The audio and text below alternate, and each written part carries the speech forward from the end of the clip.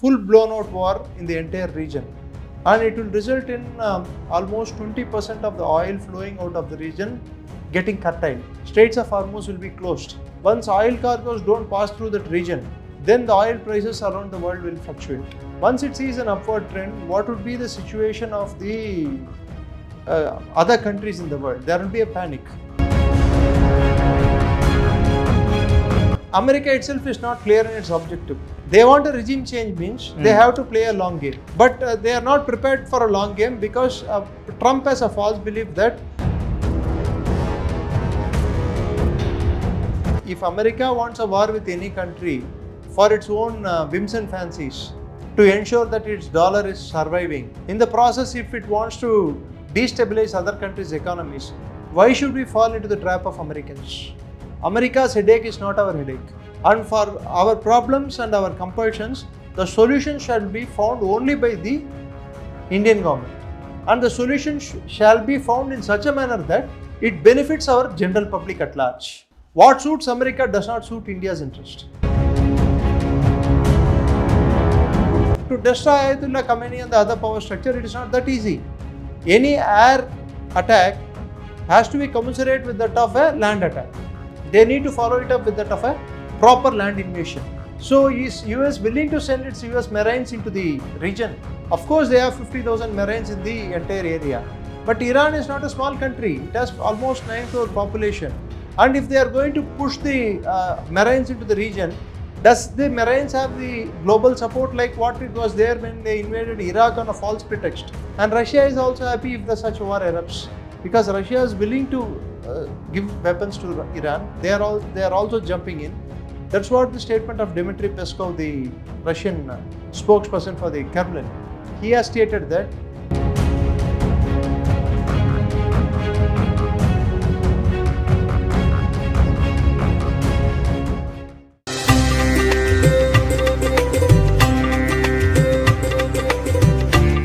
Vanakkam channel for India. Today our guest Mr. Niranjan. Let's talk to him. Sir, Vanakkam, Jai Hind. Vanakkam, Jai Hind. Sir, the negotiations are underway in Geneva to get Iran to give up its nuclear weapon. Is that possible? So you mean to say that Iran already has a weapon? Because when Operation Midnight Hammer happened in 2025 June, US said that we have accomplished our task of eliminating Iran's nuclear capability. If that be true, then what is the purpose of now negotiating on Iran giving up nuclear weapon? So either one of it has to be untrue. So either Trump was boasting about eliminating Iran's nuclear weapon earlier, or he is trying to negotiate on something which is not there. So in that case, what I feel is that he had fooled around people in the first instance. That the Operation Midnight Hammer, which happened in June 2025, was entirely a failed operation as far as US is concerned. And they had also not only fooled the American public, but they had fooled the entire West Asia region, including that of Israel, in believing that America has eliminated Iran's nuclear capability. At that time itself, in another interview which I had given to your channel in Tamil, I had spelled out that Iran, Natanz plant, they had removed the enriched uranium out of there. So the possibility of they having uranium to make 1 or 2 or maybe even 3 bombs would be possible. Considering that situation, now America is pushed to negotiate, or rather to say to keep the talks going. And moreover, America has a sense of fear to now escalate the conflict which is there in the West Asian region between Iran and America, post America bringing up its Abraham Lincoln, aircraft carrier Abraham Lincoln, and that of other activating its other bases over there. They are very much worried if it escalates into a conflict. Even a small skirmish may lead into an open war. In the scale of 10, we are virtually at around 6. The possibility of war is at almost 6 points. But to climb up the 4, 3, 2, 1, that ladder, it will take time. Because America, mind you, they will be 100% wary of going for a full-scale conflict or a full-scale war without assessing the possibility of regime's fall. Sir, then what is the reason for the America to engage this negotiation? Does it not want war, or is it preparing for war? No, it serves twin purposes, that to show to the Western world that we are negotiating, and also to show to the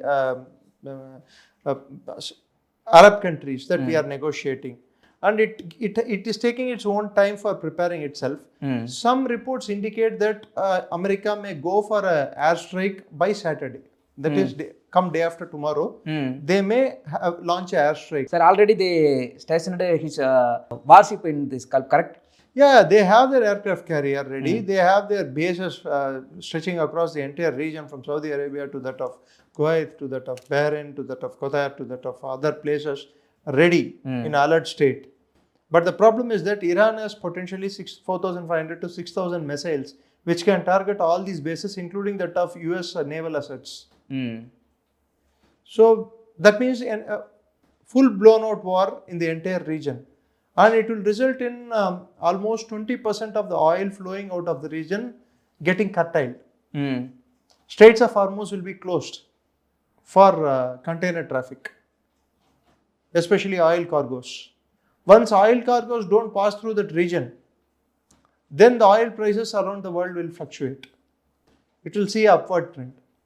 Once it sees an upward trend, what would be the situation of the other countries in the world? There will be a panic, especially when crude oil prices shoot up.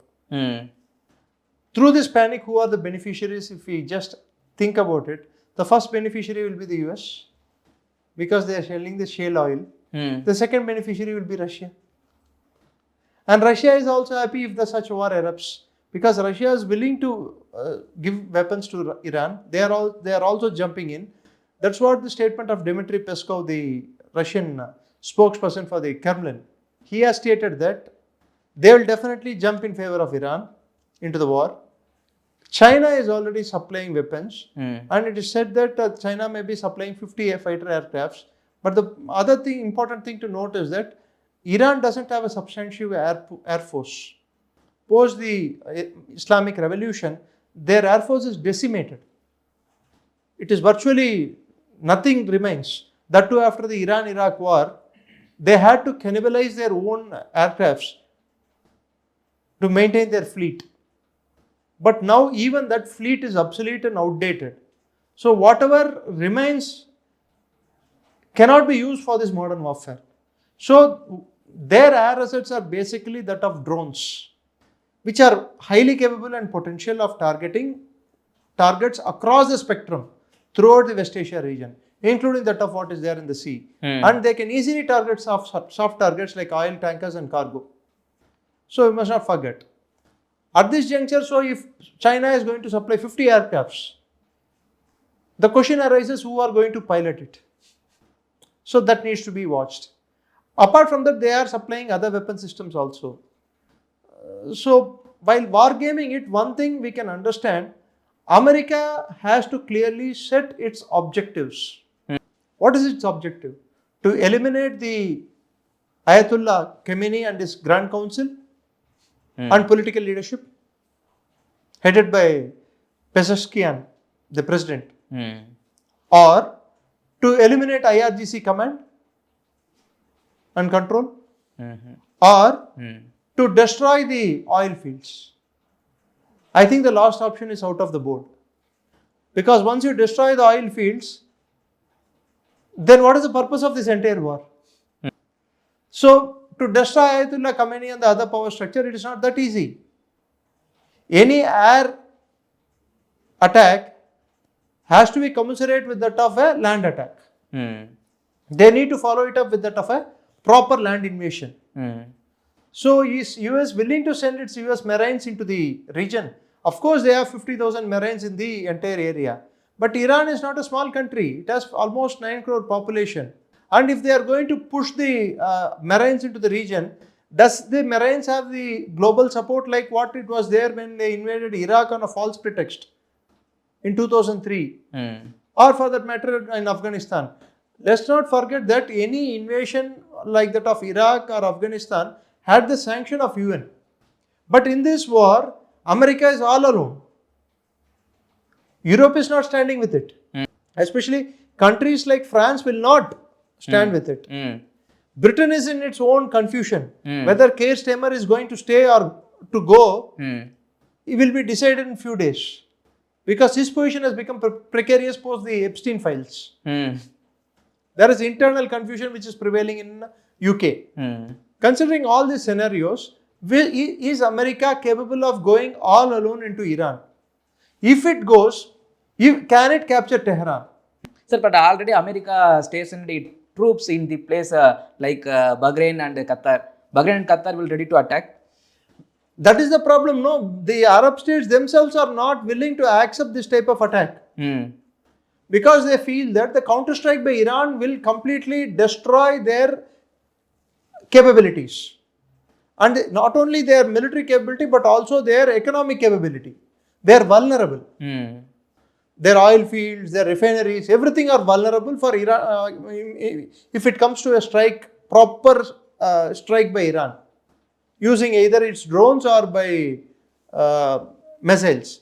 Qatar will not be in any position to support America because Qatar has a much friendly relations with that of Iran compared to that of what it has with that of Saudi. So the entire ballgame in West Asia has to be understood with a different connotation. Of course, there is a Shia-Sunni structure is there. More than the Shia-Sunni structure, the entire West Asia doesn't want a full-blown conflict involving Iran. Because if Iran goes, it will ensure that the other entire region is also engulfed in conflict with all its economic assets destroyed. For example, they may target Aramco. They may target Saudi refineries. They may target oil rigs. They may target oil cargoes. Only target these places only. What we call it as, in military terms, we call it as counterforce and counter-value targets. Counterforce targets are military installations, military bases, military aircraft carriers. All these are counterforce. You attack my army, I attack your army. Or Navy or Air Force. Counter-value, civilian population, industrial center, hospitals. These are all counter-value targets. If they start attacking counter-value targets, what is the option that remains for Saudi Arabia and other countries? So can just by one strike through air, can it decapitate the entire power structure of Iran? No, it's not going to happen because they will be in hiding. Sir, clear one thing, America is threatening to Iran only for nuclear weapon or others? The thing is that America itself is not clear in its objective. They want a regime change means they have to play a long game. But they are not prepared for a long game because Trump has a false belief that like operation that they did against Maduro, the same thing can be done against Ayatollah Khamenei. So what will give this game to America? The principal gain they are looking at is that to ensure that countries which are not dealing in dollar as a currency, petrodollar currency, they should be taught a lesson. And China should be starved of energy. Trump is hell-bent on making America as a production house or production base in the coming years. He wants to bring back the production capacity, scale up the production capacity of America, which is now which has fallen apart post-Obama and gone to China. So, how can China's production capability be controlled? It can be controlled only and only if China is starved of oil resources. So, in this process, Iran is a target, Venezuela was a target, and there are a host of other countries which are potential targets for America. Sir, at the same time, what is the Benjamin Netanyahu's opinion? Because Iran has 90% of enriched uranium. With that, they will produce nuclear weapon in 1 year. I don't think it is 90%, it is 60% of enriched uranium they have, highly enriched HEU, highly enriched uranium. But Israel does fear about Iran's potential of having a nuclear weapon. More than that, Israel also fears Iran's capability of using its missiles.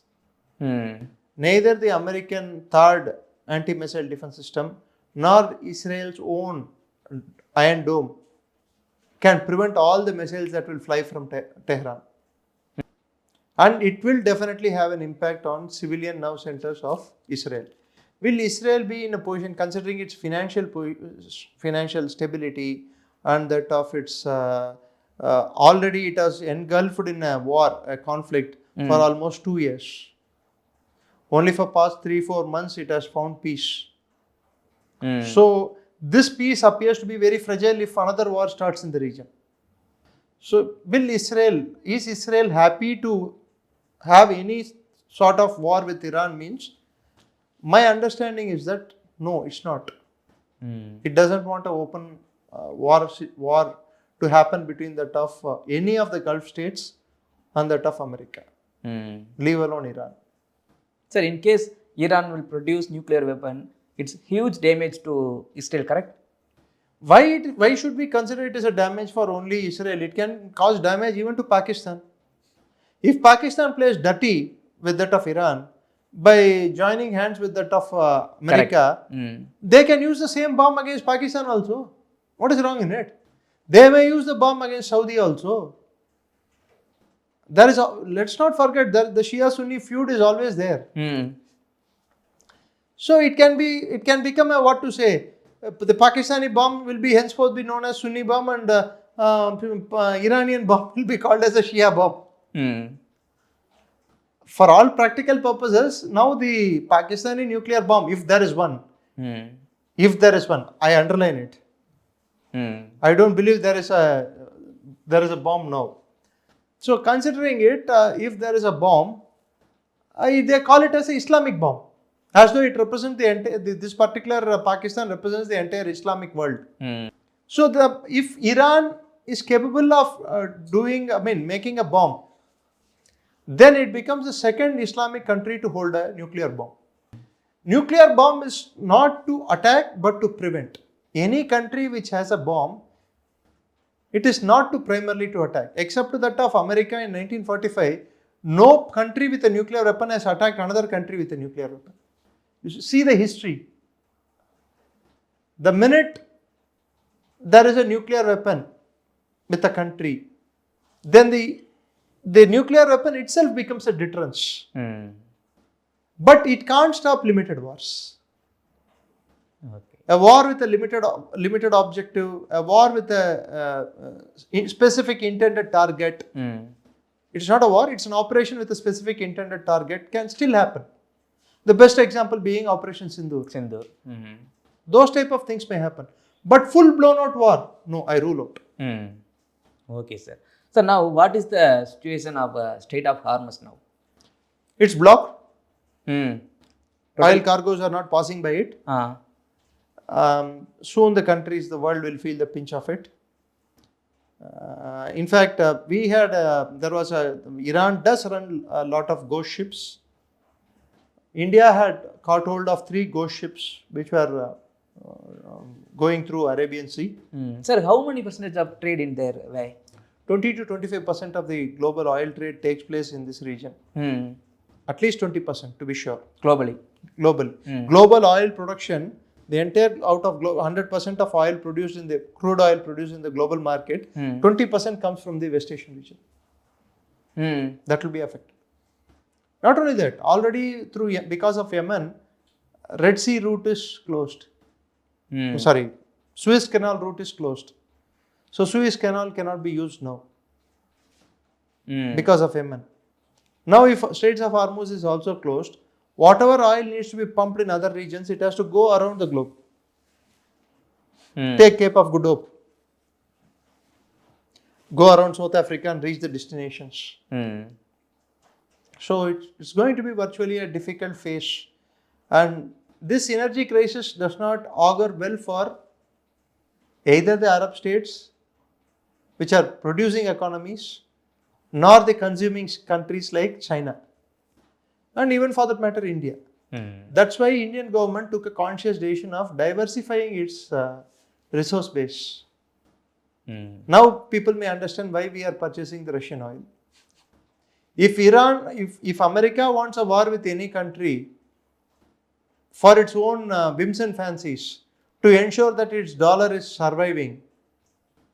In the process, if it wants to destabilize other countries' economies, why should we fall into the trap of Americans? America's headache is not our headache.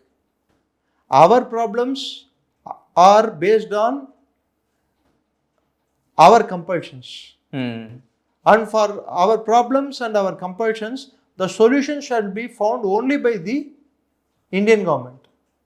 And the solution shall be found in such a manner that it benefits our general public at large and country's interest. What suits America does not suit India's interest. It is not America, world does not live for America's interest or America's purpose or America's requirement. World lives for its own purpose, and the countries have their own requirements and countries live on their own agendas. Governments run on their own agendas, rather to say. Can Indian government say, see, America is fighting a war in Gulf, so let us not think about buying Iranian oil or Russian oil. We'll stop Russian oil. Let this war get over. You pay 130 rupees per liter. Is it okay if you ask? Will the Indian public will be okay with any government? Will any government afford to do that?